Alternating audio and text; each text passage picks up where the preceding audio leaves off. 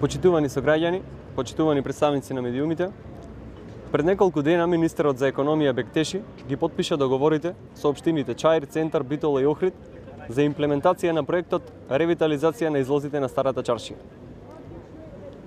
Да подсетиме, ваков проект во своите предизборни ветувања имаше и градоначалникот на општина Прилеп Илија Јовановски, кој предизборно соопшти дека ќе се реставрира Старата Прилепска чаршија.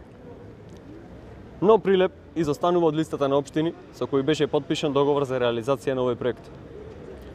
Па така на видели не исплива само уште едно празно ветување. Прилеп не доби грант како останатите општини за средување на излозите и фасадите од дуќаните во Старата чаршија. Но затоа доби објекти кои никнаа преку ноќ, на диво, во срцето на градот, спротивно на законите. Очигледно министерот Цугарески не сака да му биде нарушен бизнис комодитетот. Прилеп не доби грант, па како резултат на тоа штета ќе трпат сите дуќанџи.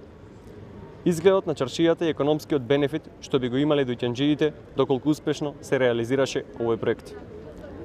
Жално е и срамота е што општина Прилеп и Завод и музеј Прилеп наместо да го штитат ова подрачје, кое подлежи на законска заштита, дозволуваат никнување на диви противзаконски градби со кои се задоволуваат апетитите за бенефит на политички моќници блиски до СДС.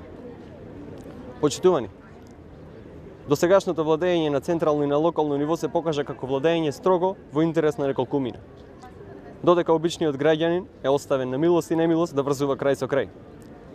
Затоа ова погубно владење на СДС мора што поскоро да заврши, за доброто на Македонија, за доброто на Прилеп и на прилепчани. Ви благодариме.